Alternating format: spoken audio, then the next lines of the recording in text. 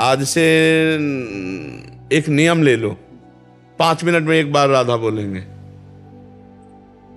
अब इसका चमत्कार देख लेना, 5 मिनट में आराम से एक बार राधा बोलना है। कोई समस्या है इसमें? है? करके दिखाना। दिखाना। बहादुर, हर कामना की पूर्ति, इस लोक और परलोक में सब सुखों की प्राप्ति। एक बार 5 मिनट में राधा बोलो, बस एक बार राधा, 5 मिनट छुट्टी। 5वां मिनट अगला जाने ना पावे, मतलब आप 10 मिनट में 2 बार राधा बोलना है, तो इसमें 5 मिनट में इसमें और 5 मिनट में उसमें। मान लो 9 मिनट हो गए, आप एक बार राधा बोल दिए तो अगले 5 मिनट में हो गया ना। करके देखना और 1 महीने में हमें बताना कैसा लगा। आप 1 महीने में बताना कि कितना नाम आपसे अधिक से अधिक जप हो रहा है, क्योंकि हर 5 मिनट में लगेगा यार राधा बोलना अगले वाले 5 मिनट। ये फ्री में राधा आ रहा है, राधा बोलना है, राधा बाबा को वादा किया है कि 5 मिनट में राधा बोलना है, तो आप इसको पकड़ लो। इससे बड़ा कोई सत्कर्म नहीं होगा। और 5 मिनट में एक बार केवल राधा, भाई कितनी, चाहे जो भी काम कर रहे हो, 5 मिनट में एक बार राधा, खत्म खेल। 5 मिनट के लिए छुट्टी करोगे ऐसा? बिल्कुल जरूर यार आप सब लोग करके देखो एक बार, कोई पैसा तो लगता ले। 5 मिनट में एक बार राधा, अगर 24 घंटे राधा राधा चलवा दे तो बता ला। ले, एक बात दिमाग में बैठ जाएगी ना कि हमें 5 मिनट में राधा बोलना है, तो सैकड़ों बार राधा निकलेगा, अपने आप राधा निकलेगा सैकड़ों बार कि यार राधा बोलना, 5 मिनट में राधा, 5 मिनट में राधा बोलना है, राधा राधा। आप देखना, करना, हम आपको राधा राधा बोल दें, दो बार बोल दें। नहीं तो वो हम नहीं कर, नहीं फिर नहीं मानेगा। ऐसा नहीं कि 24 घंटे का हम अभी पूरा हिसाब कर ले, हमको फंसाना है तुम्हें। हमारा कार्य है तुम्हारे मन को फंसाना कि भाई 5 मिनट में तो 1 घंटे का मैं बोल देता हूं। और जी दिन में 288 बार 5 मिनट हो, 288 बार एक बार में कर ले। नहीं, तो हमारा मकसद तुम्हारे मन को फंसाना है कि वो हर 5 मिनट में डिस्टर्ब हो इस बात के लिए कि यार एक बार राधा बोलना है।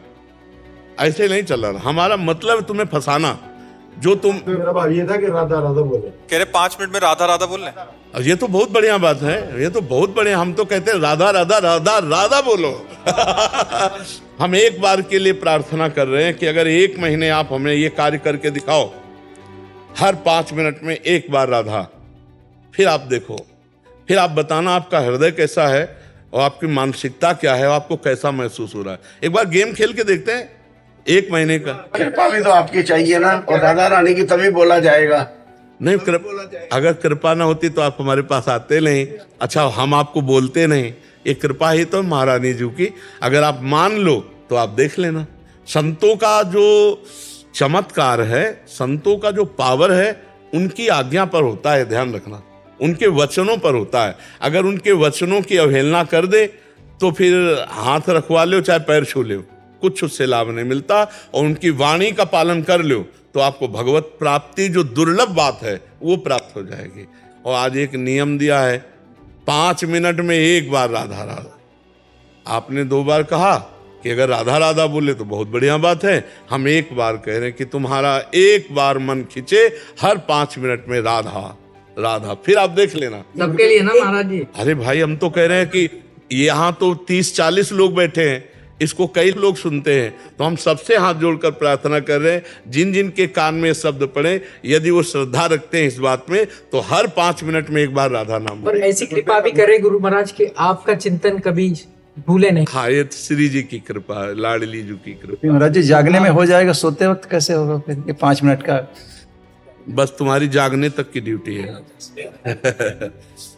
होश में हो तब ड्यूटी है। अब आप सो गए या मूर्छित हो गए, फिर उसके ऊपर तो अधिकार है नहीं। होश में आने, होश में 5 मिनट में, ठीक है ना। सोने तक आप देख लेना, आपका सोना भी भजन हो जाएगा। जैसे आप सो रहे हो तो सोना भजन कैसे होता है? भगवान का एकदम एकाग्र चिंतन करते हुए कि जैसे मानो मैं मृत्यु में जा रहा हूं, अब पता नहीं जगह कि न जगह, तो हे भगवान आपकी शरण में है, राधा राधा राधा राधा राधा।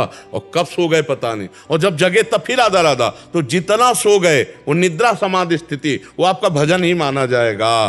ये भी भजन माना जाएगा। तभी कहा जाता है कि महात्मा लोग तो 24 घंटे भजन करते हैं। तो 24 घंटे का मतलब क्या होता है? वो हर समय भगवान को समर्पित रहते हैं। तो नहीं भी चल रहा है तो भी समर्पित है। जैसे हम माँ का कभी ध्यान नहीं करते, माँ का जप नहीं करते, अम्मा अपनी, लेकिन वो मेरी माँ है, कभी भूलते भी नहीं। जैसे इस शरीर का हम कभी ध्यान नहीं करते, कभी जप नहीं करते, लेकिन ये मैं वो भूलते भी नहीं ना। ऐसे जो एक भजन का तार ऐसे होता है, जैसे दिल धड़क रहा है, हम कोई धड़का रहे हैं क्या? ऐसे ही नाम चल रहा है, निरंतर अभ्यास हुआ ना, तो ऐसे नाम दिल की तरह जैसे धड़कन होती ना, राधा राधा, अब वो चल रहा है। हम आपसे बातचीत भी कर रहे हैं, हमारे दिमाग में छाया हुआ है राधा राधा, हमारे हृदय में। अब हम वो कह नहीं पा रहे राधा, लेकिन हमारे चल रहा है राधा राधा राधा राधा। अभ्यास योग युक्तेन चेतसा नान्यगामिनी। चलो तो बड़ा आनंद का विषय। अच्छा, इसमें घाटा कोई है नहीं, कोई पैसा नहीं है, फ्री एकदम। और आप इतना तो जानते हैं कि भगवान का नाम भाव को भाव न खालसहु, नाम जपत मंगल दिशि दशो। तुम्हारा मंगल परम मंगल होगा, इसमें बिल्कुल संशय नहीं है। आप जप के देखो, आज तक जिसने जपा है कभी किसी का मंगल नहीं हुआ। अच्छा, इसमें कुछ लगना नहीं है ना भाई। गेम खेलने में कोई कुछ पैसा लगना हो, ये हो जाए कि भाई अगर हम फेल हो गए तो इतना पैसा मारा जाएगा, इसमें पैसा नहीं। और इस गेम में आनंद ही आनंद है। हाँ, जीत ही जीत है, आनंद ही आनंद है, इसलिए खूब नाम जप करो।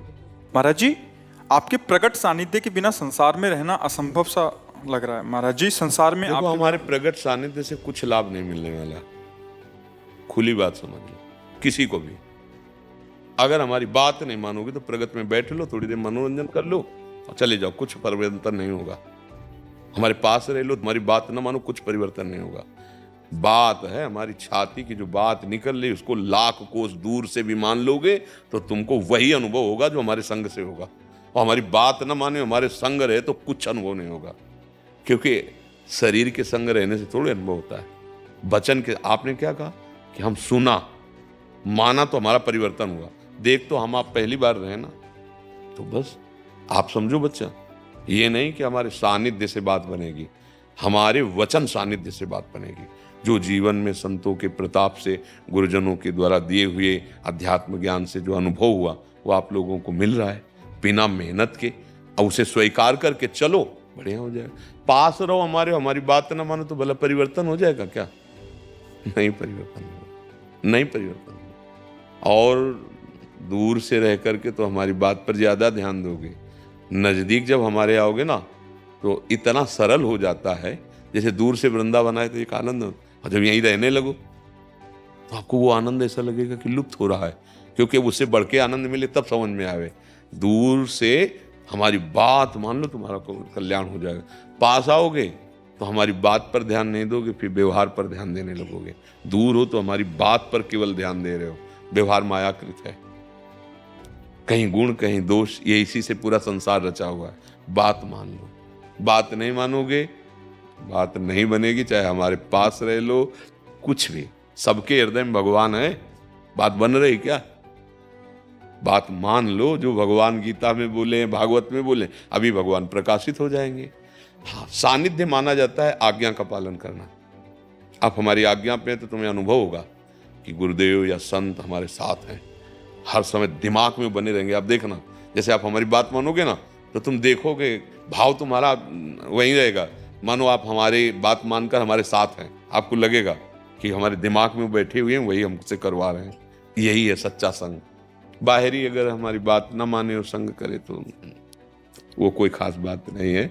संग में समस्त यदुवंशी भगवान को भगवान जानते थे क्या? समस्त यदुवंशी नहीं जानते थे। जो भजन परायण थे वो भगवान को जानते थे। दुर्योधन ने भगवान को भगवान जाना क्या? माना ही नहीं। सामने भगवान बात कर रहे और प्लान बना रहा है कि इनको बंदी बना लो। पांडवों की तरफ से संधि दूत बनकर आए, भजन कर रही थी विदुरानी जी, तो दरवाजे के बाहर से आवाज आई, श्री कृष्ण आए। वो प्रेम दशा। बात यहाँ बात मानने की है, भजन करने की है। संग तो देखो, भगवान ने अगर एक क्षण का संग दे दिया तो उसी से काम बन जाएगा। हेमा कोटक जी मुंबई से।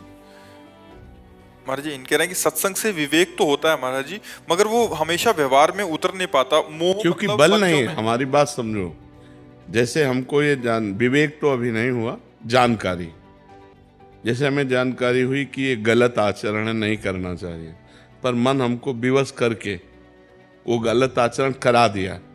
और जैसे मुझे जानकारी कि अच्छा आचरण करना चाहिए, पर मन निराश होकर के वो नहीं करा रहा।